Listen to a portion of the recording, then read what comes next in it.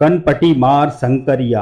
आप में से ज्यादातर लोगों ने ये नाम सुना भी नहीं होगा, लेकिन 70 के दशक में इस नाम का खौफ ऐसा था कि लोग शाम ढलने के बाद घर से बाहर निकलने में कतराते थे। मोहल्लों में लोग ग्रुप बनाकर पहरा देते। किसानों ने रात के समय खेतों में सोना बंद कर दिया था। इस खौफ की वजह थी 3 साल में 1971 से लेकर 74 में 70 से ज्यादा मर्डर, यानी हर 15 दिन में एक हत्या। खास बात यह है कि हर कत्ल के पीछे शंकरिया का एक मकसद होता था, चोरी। कभी रोटी तो कभी चंद रुपयों के लिए वो बेरहमी से लोगों का कत्ल कर देता। शंकर ने हर मर्डर एक ही तरीके से किया, कनपटी पर वार करके। शंकरिया को फांसी पर लटकाने के बाद इस खौफ का अंत हुआ। 9 सितंबर 1973 का दिन था। सुबह 7:30 बजे श्री गंगानगर जिले की सादुल शहर थाना पुलिस को सूचना मिली कि क्षेत्र के तख्त हजारी गांव के गुरुद्वारे में रहने वाले सेवादारों पर रात में किसी ने जानलेवा हमला कर दिया है। पुलिस मौके पर पहुंची तो पता चला कि सेवादार और उसके 2 नेत्रहीन बेटों की हत्या कर दी गई है। उनके सर के पास कनपटी पर बहुत जोर से वार किया गया था। सभी के नाक और मुंह से खून निकल रहा था। वहीं गुरुद्वारे के कमरों के ताले टूटे हुए थे और सामान बिखरा पड़ा था। सामूहिक हत्याकांड की इस वारदात ने पुलिस को हैरान कर दिया, क्योंकि कनपटी पर वार कर हत्या का यह पहला मामला नहीं था। अकेले श्री गंगानगर जिले में पिछले कुछ समय में 15 मर्डर हो चुके थे, जिनमें हत्या का यही तरीका था। इससे पहले इसी पैटर्न से मर्डर के कई केस राजस्थान, पंजाब और हरियाणा के अलग अलग शहरों से आ रहे थे। हत्यारे को पकड़ने के लिए राजस्थान, पंजाब व हरियाणा स्टेट की पुलिस ने ज्वाइंट ऑपरेशन चलाए, लेकिन सफलता नहीं मिली। आखिरकार श्री गंगानगर जिले के तत्कालीन एसपी श्याम प्रताप सिंह को सादुल शहर के तख्त हजारी गांव के गुरुद्वारे में हुए मर्डर कांड में एक क्लू मिला। एक शख्स ने पुलिस को बताया, उसने उसी दिन तड़के गांव से एक अनजान शख्स को रेलवे पटरियों के पास चलते हुए सादुल शहर रेलवे स्टेशन की तरफ जाते देखा था। पुलिस ने तुरंत ही सादुल शहर रेलवे स्टेशन के तत्कालीन सहायक स्टेशन मास्टर बलदेव राज बंसल से संपर्क किया और उनसे उस रात को तड़के जारी किए गए सभी रेलवे टिकट की डिटेल मांगी। उन दिनों इस स्टेशन पर रात में बहुत कम यात्री सफर के लिए पहुंचते थे। ऐसे में ये जानकारी अहम साबित हो सकती थी। सहायक स्टेशन मास्टर बलदेव राज बंसल से पता चला कि तड़के सादुल शहर से भटिंडा का टिकट जारी हुआ था। भटिंडा में पड़ताल की गई तो पता चला कि एक दिन वहां से भी एक टिकट सादुल शहर के लिए जारी हुआ था।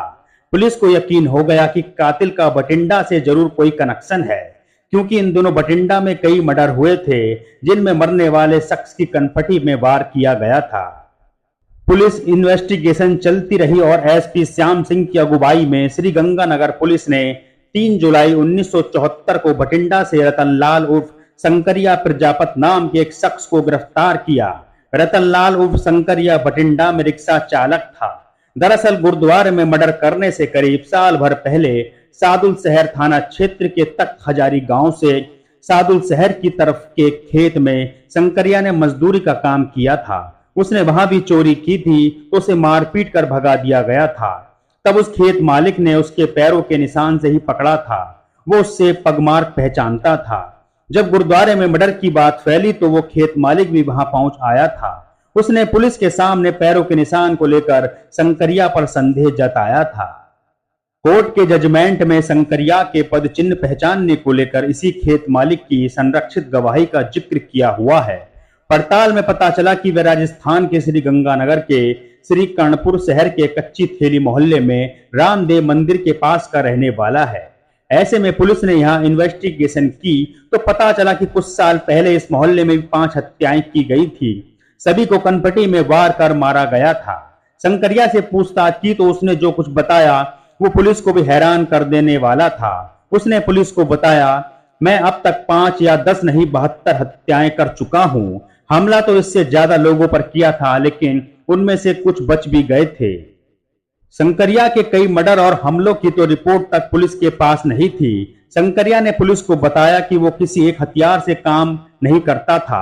जो कुछ उसके हाथ लग जाता वो उसी से विक्टिम के सिर के पास कनपटी में जोर से वार करता था।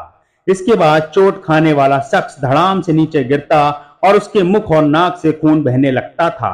थोड़ी देर वो तड़पता और इसके बाद दम तोड़ देता था। सरकार ने आखिरकार ये मामला सीआईडी को सौंप दिया था।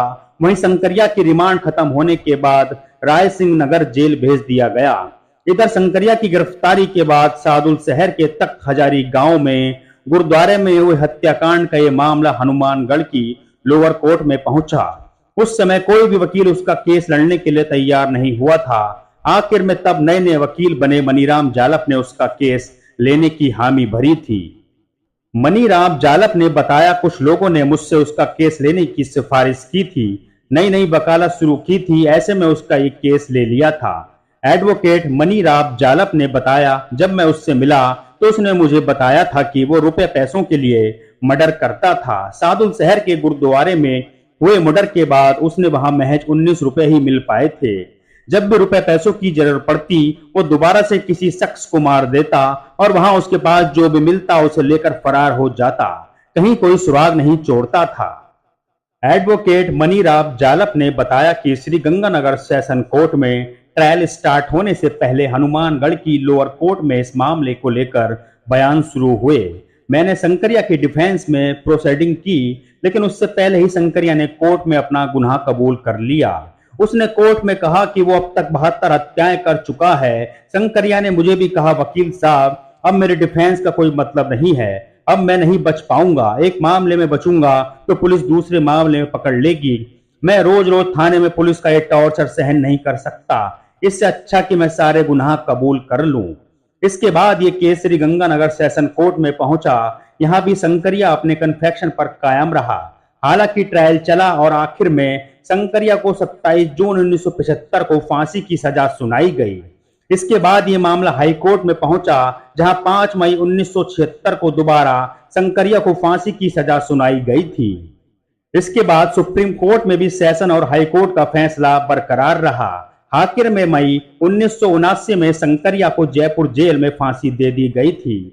एडवोकेट मनीराम जालप ने बताया, जब उसे फांसी दी गई तब उसके आखिरी शब्द थे, मैंने बेवजह इतने लोगों की हत्याएं कर दी, अब कोई मेरे जैसा मत बनना।